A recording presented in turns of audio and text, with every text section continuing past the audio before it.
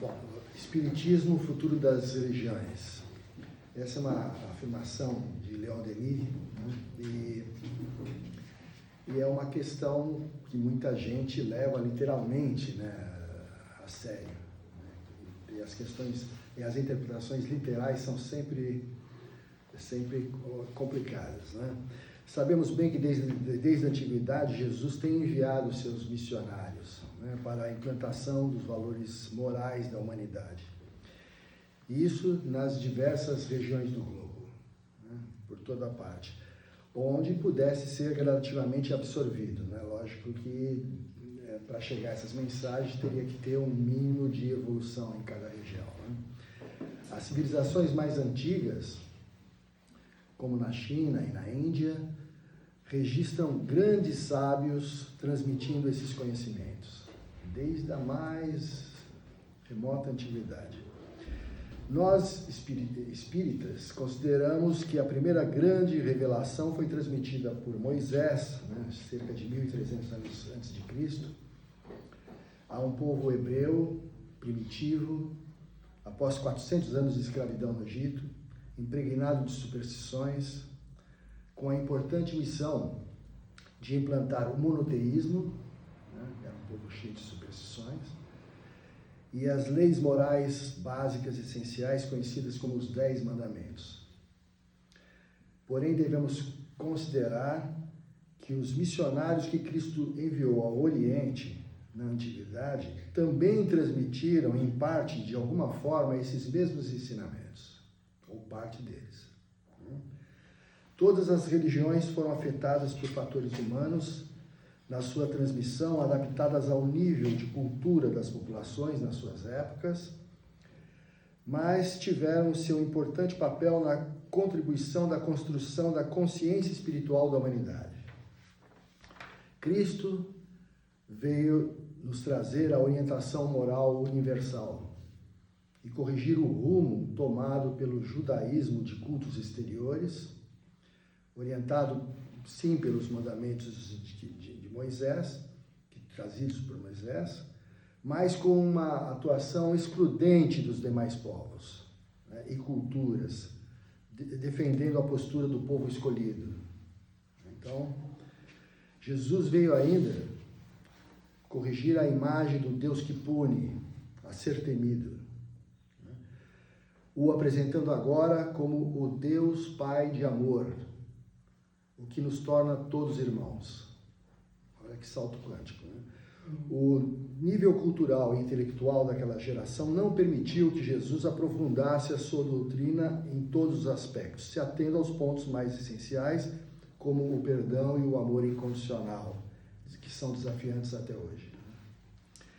E como se dirigia mais ao povo humilde, ele usava parábolas, com os elementos do dia a dia desse povo, como a pesca, a agricultura, o cultivo da terra, os costumes locais da região, né? Incluindo um intenso conteúdo de preceitos morais em cada parábola, para que pudesse resistir ao tempo. Tanto que agora o Evangelho segundo o Espiritismo nos traz a chave de compreensão de muitas coisas que foram deturpadas na interpretação durante esses séculos todos. E o que aprofundava os ensinamentos do Cristo foi acompanhar tudo o que ele falava, como já foi dito aqui, com os exemplos que ele vivenciava, e que muitos puderam testemunhar. Esta questão, né, da força da mensagem através do exemplo, isso sustentou os primeiros séculos do cristianismo da forma mais pura possível. Mas esse foi em parte corrompido com o tempo pelas instituições humanas impregnadas de orgulho e egoísmo, né? Temos que lembrar que por volta do ano 300, o Império Romano absorveu o cristianismo como a sua religião oficial, né? E a partir daí o cristianismo foi totalmente afetado pela instituição humana, né? E nós precisamos passar pelos extremos das cruzadas da Inquisição, restringindo ainda a evolução natural da ciência. Primeiro, na divisão iniciada por Lutero em 1517, seguido de Calvino e outros protestantes, né? Contrários aos excessos da Igreja e da adulteração das Escrituras, e depois pelo movimento materialista, que foi uma das correntes dentro do movimento iluminista, que iniciou em 1637 na Europa. Inicialmente ele era voltado contra o absolutismo da aristocracia e da Igreja com o seu dogmatismo, em choque com os avanços da ciência. Então, a Inquisição botou na fogueira quem achava que a Terra girava em torno do Sol. Então, nós espíritas consideramos o Espiritismo como o Consolador prometido por Jesus, a terceira revelação, transmitida por um grupo de espíritos superiores dirigidos pelo Espírito de Verdade. O marco inicial foi a publicação do Livro dos Espíritos em 1857. Então, é o Consolador prometido. Kardec, em poucos anos, nos deixou uma obra monumental, com o Pentateuco e a Revista Espírita. Mas é evidente que ele não teve tempo para completar todos os âmbitos de verdades que nos são revelados à medida que nós estejamos preparados. Jesus nos deixou as verdades, Kardec trouxe, os espíritos superiores, através da codificação de Kardec, trouxe as chaves para essa interpretação, né? E nós vamos absorvendo isso com o tempo. É uma evolução gradativa. Agora, prova que tudo não foi falado por Kardec, que, por exemplo, as obras complementares posteriores de médiuns como Chico Xavier, Divaldo Franco, trouxeram uma camada de informações, né, de verdades que nos são trazidas, e essas camadas vão sendo sobrepostas por outros personagens dentro do Espiritismo, né, ou fora mesmo. E a ciência até comprova depois. Exatamente, e a ciência, né, comprovando tudo. Aliás, o Espiritismo já tem 170 anos resistindo, ele deixou à vontade, ele falou, se a ciência provar que estamos errados, alteramos a doutrina. Então já são passados 170 anos, a ciência progrediu um monte, e a ciência está chegando muito perto da doutrina já, né? Já falar em a vida, a quase morte, né? Aqueles efeitos todos, a ciência vai chegar, logo mais assim, vai ter um aparelho desenvolvido em laboratório para falar com os espíritos. Isso é questão de tempo, né? Aliás, a própria vertente científica do Espiritismo pressupõe a evolução do conhecimento a partir das experiências e observações humanas, tanto materiais quanto as relativas aos aspectos espirituais que afetam o homem encarnado. Jesus disse, conhecereis a verdade e a verdade vos libertará.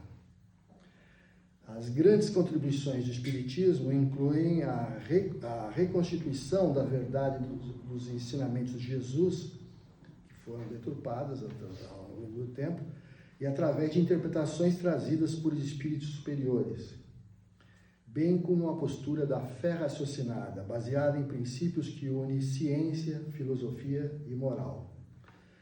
O Espiritismo nos trouxe ainda muitas informações sobre a nossa realidade espiritual e a nossa relação com os desencarnados, né?